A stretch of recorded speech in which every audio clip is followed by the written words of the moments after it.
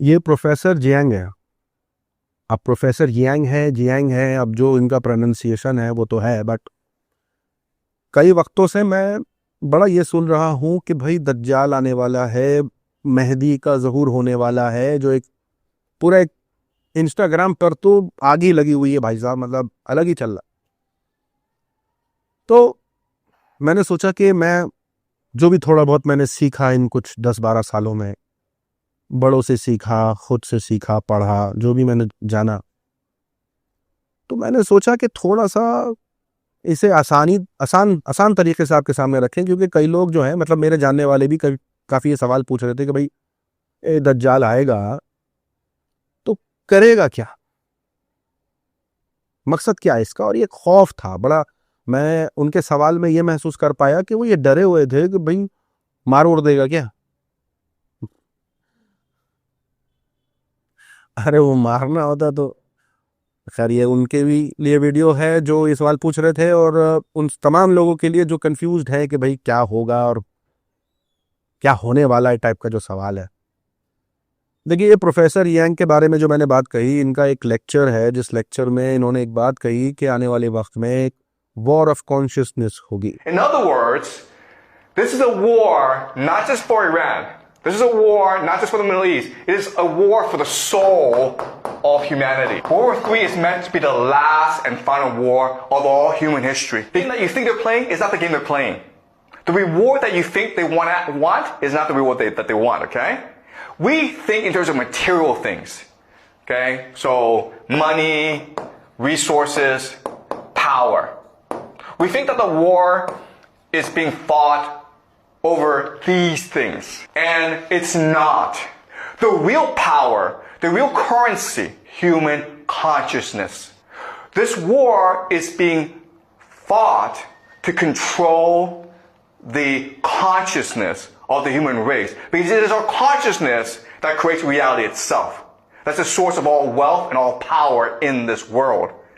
Okay? That's why this is happening. War of belief होगी। ये दिखने में लग रहा होगा कि जंग है, लेकिन ये जंग नहीं, ये war of belief, war of consciousness होगी। अब ये जो उन्होंने कही ना, इसको थोड़ा सा अच्छे से एक्सप्लेन करना होगा, ताकि वो तमाम लोग जो इसमें दज्जाल, एंटी क्राइस्ट और अल महदी इन सब चीज़ों की बातें कर रहे हैं, उनको ये समझ में आए कि जब दज्जाल आएगा तो क्या वो सच में दज्जाल होगा, या वो खुद को दज्जाल समझता होगा, या लोग उसे दज्जाल समझेंगे, ऐसा क्या होगा। और दूसरा कि जब मेहदी आएंगे तो वो खुद को मेहदी समझते होंगे, जानते होंगे वो मेहदी है या कुछ करने आए हैं, तो क्या डिफरेंस है और है क्या इशू।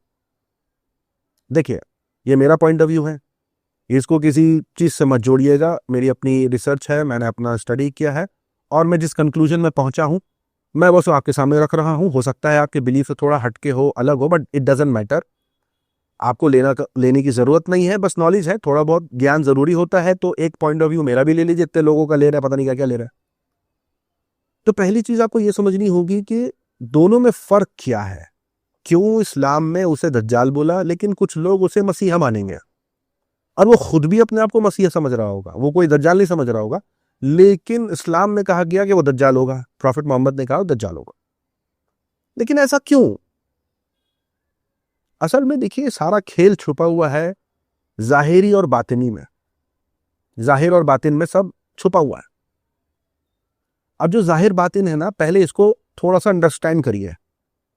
एकदम आपसे एक दोस्त की तरह बात कर रहा हूं मैं कोई प्रोफेशनल, हेलो, एकदम दोस्त की तरह बात कर रहा हूं, ताकि आपसे कनेक्ट कर पाऊं और जो बात है आराम से रख पाऊं। देखिए, क्या होती है एक इंसान की जिंदगी, भाई फजर में उठा, नमाज पढ़ा है, बीवी ने खाना बनाया, नाश्ता बनाया, खाया, बच्चे हैं तो भाई वो भी नमाज पढ़ रहे हैं, खेल रहे हैं, हम जा रहे खेत तो खेत हमारे साथ जा रहे हैं, हल चला रहे तो चला रहे हैं। अगर हम किसी दूसरे इलाके में रह रहे हैं तो थोड़ी तिजारत हो रही है, हमारे शहर में जो मिलता है हम वो बेच रहे हैं, उसके बदले में कुछ और ले रहे हैं। थक हार के शाम को 4-5 बजे तक घर आ रहे हैं, बीवी इंतज़ार कर रही है, अंधेरा हो गया है, हल्की सी लैंप है या कुछ है, जला लिया। अगर हम एक लाइफस्टाइल की बात करें तो हमारी लाइफस्टाइल ऐसी ही रही है हमेशा से। ये कुछ साल, 2 साल, 1.5 साल में, 150 सालों में कुछ इतना बदल गया कि आज electricity is a part of our life, energy is a part of our life, everything has, मतलब सब कुछ बदल चुका है। हम इमेजिन भी नहीं कर सकते कि हम खेती कर रहे हैं या हम तिजारत कर रहे हैं, मतलब हम हिस्ट्री में जो पढ़ते थे हम इमेजिन भी नहीं कर सकते हम वो करेंगे। अब क्योंकि ये पूरा मटेरियलिज्म शुरू हो गया है कि भाई इलेक्ट्रिसिटी है, वीडियो भी देख पा रहे हैं क्योंकि इलेक्ट्रिसिटी है, तमाम चीज़ें हैं, इलेक्ट्रिसिटी की वजह से कारोबार है, कितनी फैक्ट्रियां कंपनियां ठप पड़ जाएंगी इलेक्ट्रिसिटी नहीं हुआ तो ये हमारा बेस है, इस इलेक्ट्रिसिटी के ऊपर एनर्जी चल रही है, तमाम चीज़ें सब कुछ दम टनाटन। अब क्योंकि जैसा कि मैंने कहा एक ज़ाहिरी एक बातिनी है, तो उस लाइफस्टाइल में जिसमें मैं एक गांव का जिक्र कर रहा था या not so materialist life style की जिक्र कर रहा था, उसमें हमारे कुछ अकीदे थे, हमारे कुछ गोल्स थे, जैसे बच्चे पालना भी सवाब है, बीवी को खुश रखना भी सवाब है, बीवी का गोल शौहर को खुश रखना सवाब है, रोज़े रखना सवाब है, एक रिलीजियस ड्यूटी करना है, नेक इंसान होना, तमीज़ से बात करना, बर्दाश्त करना है, एक्सेट्रा एक्सेट्रा। ये एक हमारी लाइफ होती थी, एक इसी लाइफ में हम जीते थे and we used to be satisfied. एक डेटा के मुताबिक पहले के ज़माने के लोग ज़्यादा सेटिस्फाइड थे आज के ज़माने के लोगों से ज़्यादा। तो ये दिखाता है कि आज के लोगों में डिप्रेशन ज़्यादा है, पहले लोगों में उतना डिप्रेशन नहीं होता था, बिकॉज उनके पास बिलीफ होता था जिसके तहत वो अपनी ज़िंदगी गुजारते थे, चाहे वो औरत हो, चाहे वो मर्द हो, चाहे वो बच्चे हों, उनकी अपनी अपनी ड्यूटीज़ होती थी एंड वो जब मर जाते थे तो दे वर कंटेंट कि हाँ मैंने जो किया ठीक किया, अच्छा किया, जितना कर सका किया। They used to be happy. वही कुछ ही जोड़ों में ज़िंदगी निकाल ली, मतलब हर चीज़ की जो भी होता था उसमें वो खुश रहते थे। आज के ज़माने में जितना आ जाए ना खुश है, वजह बहुत ही ज़्यादा हम कनेक्ट हो गए, बहुत ज़्यादा हम लोगों तक अपनी आंखें पहुंचा रहे हैं, उस मुल्क में क्या हो रहा है, फलाना जगह क्या हो रहा है, इस वजह से हम बहुत अजीब से कंफ्यूज हो गए हैं, हमें क्या चाहिए हमें ही नहीं पता है।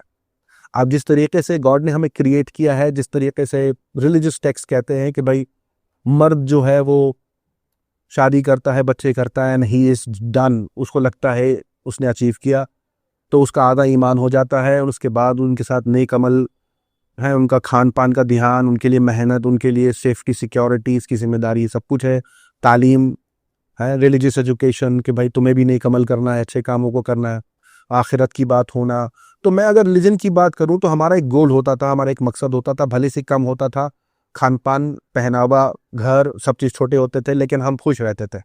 हमारा बड़ा घर हो गया, सब कुछ हो गया, लेकिन आज लाइफ अंदर से बहुत अकेली है, बहुत खोखली सी हो गई है, बिकॉज हम जिन चीज़ों से खुश होते थे आज हम उन चीज़ों से खुश नहीं है, क्योंकि हमें कुछ और चाहिए, हम दुनिया की तरफ अलग नज़रिए से देखने लगे।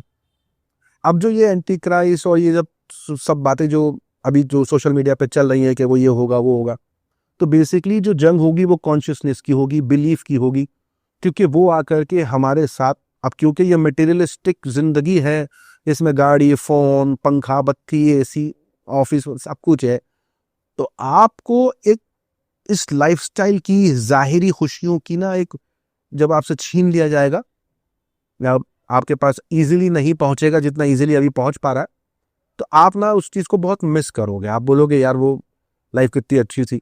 एंड फिर जब वो चीज़ लौटाने की कोई बात करेगा आपको तो ऑटोमेटिकली आप उसको मसीहा ही समझोगे। तो for the world he will be the मसीहा, because he will be giving you जो आपको दुनिया के तौर पर चाहिए।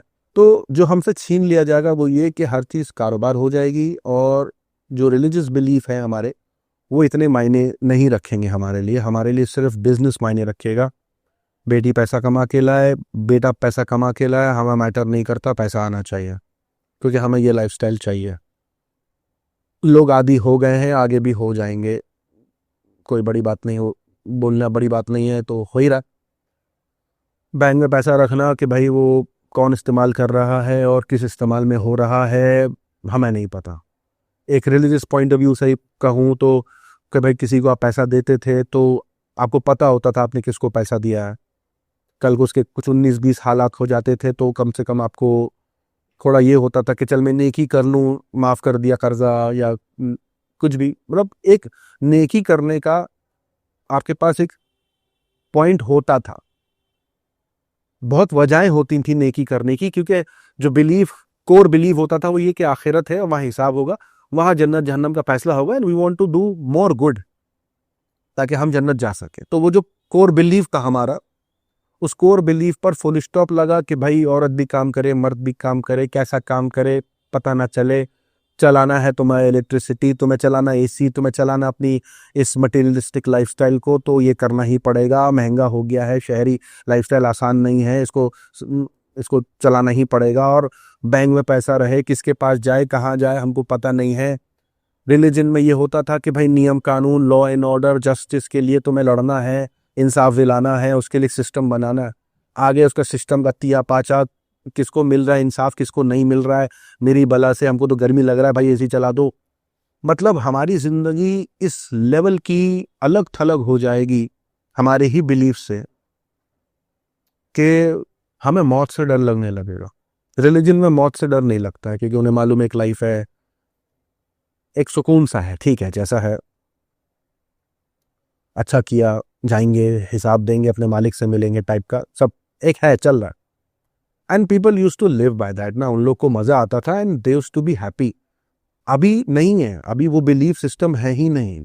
People don't trust in this any more कि मरने के बाद भी कोई जिंदगी है। तो आई डोंट थिंक कि जब दज्जाल आएगा और वो कहेगा सी जो है यहाँ है, we will do this, we will do that, हम इस दुनिया को बढ़िया बनाएंगे, बढ़िया करेंगे, ये करेंगे, वो करेंगे, इंडस्ट्रीज बनाएंगे, फैशन इंडस्ट्री करेंगे, ये करेंगे, वो करेंगे। सुनने में आपको ऐसा लग रहा होगा कि मैं 1900 में बात कर रहा हूँ, लेकिन 2026 में बात कर रहा हूँ। ये बातें मैं इसलिए बोल रहा हूँ क्योंकि ये सब कुछ ऑलरेडी हो चुका है, हम उसके सिस्टम का पार्ट ऑलरेडी बन चुके हैं। अब उसका आना और कुछ करना इतना मैटर नहीं करेगा। We already have accepted it and हमको उससे फर्क नहीं हुआ। We don't debate on this any more कि भाई मरने के बाद क्या होना है, वी जस्ट होगा देख लेंगे, बिकॉज अब कुछ करने को बचा ही नहीं है। नेक अमल मैटर नहीं कर रहा है, माँ बाप की इज्जत करना, बीवी का ख्याल रखना, बीवी की जो जिम्मेदारियां शौहर के लिए थी वो हर चीज इधर उधर हो चुकी है, इधर उधर हो चुकी है। अब वो सीरियसली मैटर ही नहीं कर रहा है। उन लोगों के लिए जो मैटर कर रहा है कि भाई घर खरीदा है, ईएमआई देना है। तो we already have accepted the system and अब जो भी इसके विरोध में आके खड़ा होगा और इंसान का बिलीफ देगा और जो उस पर ईमान लाएगा कि no I don't think this materialistic जिंदगी हमको खुशी दे रही है, we think that belief is the only thing which makes us happy, which makes us feel के ना हम कुछ सही कर रहे हैं। क्योंकि रियलिटी यही है कि आपका मर्द होना, औरत होना, किस घर में पैदा होना, किस शहर में पैदा होना, किन रंगों रूप में होना, we don't decide all that and we have been chosen। As a मर्द मुझे चूज किया गया, एज अ औरत बहन को, वाइफ को, बच्चों को। तो हम ये चूज नहीं करते औरत कौन होना है और मर्द किसको होना है, तो we don't choose all that. तो हम समझते हैं कि we are playing a role and उस रोल को हमें अच्छे से निभाना है। जो भी हमें राइट्स दिए गए हैं लोगों को हमें पहुंचाना है, हम पर जो राइट्स हैं वो कोशिश करना है हम तक पहुंचे एंड संसार को, सोसाइटी को खुशी खुशी निकालना है। इससे हम खुश हैं और खुश हमेशा से थे, रहे हैं। मटेरियलिस्टिक लाइफस्टाइल की वजह से अब ये चीजें कि नेक अमल करने से एक अच्छा फील आता है, किसी को माफ करने से सुकून पहुंचता है, मतलब अब ये चीज नहीं है। अब आपको टेंशन हो रहा है तो कैप्सूल ले लीजिए, इरिटेट हो रहे हैं तो थोड़ा एसी चला लीजिए, यू फील गुड। तो ऑलरेडी हम इस मटेरियलिस्टिक लाइफस्टाइल से सेटिस्फाइड होने लगे हैं, बट ये टेम्पररी सेटिस्फैक्शन है। मौत का तो खौफ अभी भी है, बिकॉज उस तरफ तो अभी भी कंफ्यूजन है कि उसके बाद जिंदगी है कि नहीं है। चाहो ना चाहो हम इतना लग गए हैं इस दुनिया में कि हम मौत के बारे में सोचना भी नहीं चाहता। तो मेरा जो पॉइंट ऑफ व्यू है वो यही है कि दज्जाल का सिस्टम में हम ऑलरेडी जी रहे हैं। There is nothing new. जो लोग मुझसे ये सवाल पूछ रहे थे कि भाई आपको क्या लगता है दज्जाल आएगा, तो होगा, ऑलरेडी हो रहा है। We already have accepted there जो भी उन्होंने सो कॉल्ड उनके लॉ एंड ऑर्डर है, एंड उन्होंने कोई जबरदस्ती हम पे थोपे नहीं है। हमने खुद ही बिलीव छोड़ दिया एंड हम इस पोजीशन पर आ गए। मतलब अगर कहा गया था कि वक्त दज्जाल आएगा, तो वो इसलिए नहीं कहा गया था कि वो उसी वक्त आएगा, वो इसलिए कहा गया था एक पॉइंट आएगा कि इंसान ये सब कुछ छोड़ देगा, अपने अहकामों से, अपने अकीदों से, अपने तकवे से, अपना सब कुछ छोड़ देगा, दुनिया की तरफ भागेगा, and you will meet him, वो मिलेगा फिर आपको। तो वो इस वजह से है क्योंकि हमने अपना अकीदा, अपना बिलीफ, अपना चिंतन, अपना कॉन्शियसनेस दुनिया को बेच दिया। अब हमको इससे मतलब नहीं है कि आखिरत में क्या होना है, हम कितने नेक हैं, किसी का दिल दुखाया नहीं दुखाया है, अब हमको इससे कोई मतलब नहीं है। बस पैसा, दुनिया, और उसको लोगों को दिखाने के लिए हमारे पास इतना हो कि कोई हमें गरीब ना बोल दे, एंड दैट्स इट, बस यही एक लाइफस्टाइल है।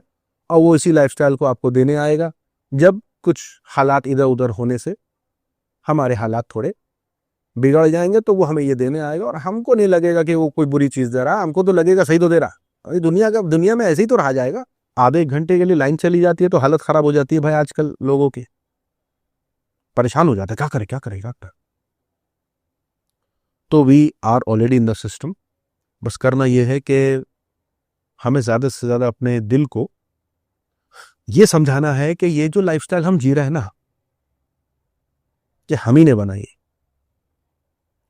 और हम ही अपने हाथों से बना के अपने ही से पूजा करें इसकी। बनाई है, ठीक है, जाएगी, will go back to our origin, हम जहां से आए वहीं जाएंगे वापस, इट्स ओके। तबाह होना है, तबाह होगा, लेकिन यही है कि कई लोग नहीं मानेंगे इस चीज़ को, कई लोग बोलेंगे नहीं ऐसे ही जीना है। तो मैं किसी पर थोप नहीं रहा कि ये सब चलाना बंद कर दो and all that, but we already are in the process, तो हमको ज़्यादा कुछ कर नहीं सकता। बस हम देख सकते हैं कि हो क्या रहा है, और देखते हैं कि जब महदी साहब का ज़हूर हो तो वो किस तरीके से ये कन्विंस कर पाएँ लोगों को कि मटेरियलिस्टिक लाइफस्टाइल एक हिस्सा ज़रूर है आपकी ज़िंदगी का, लेकिन जो आपका बिलीफ है वो ज़्यादा बेटर और बिगर चीज़ है आपकी लाइफ में, और ज़्यादा मैटर करती है आपकी लाइफ में आपको खुशी देने में, ना कि ये छोटी मोटी सी फ़ोन और ये घड़ियाँ और ये गाड़ियाँ और ये घर और ये मटेरियलिस्टिक लाइफस्टाइल। ठीक है, आप पल भर के लिए को खुश कर लें, लेकिन सर पे ना चढ़ाएं कि इसके लिए किसी को आपको खुदा मानना पड़ जाए या खुदा बनाना पड़ जाए। एनीवेज, मेरा तो यही पॉइंट ऑफ व्यू था। बाकी अगर कुछ पॉइंट ऑफ व्यू है तो आप बताइए। आज के लिए इतना ही, लंबी वीडियो हो गई। मिलूंगा आप सभी से अगले वीडियो में, अपना ख्याल रखें।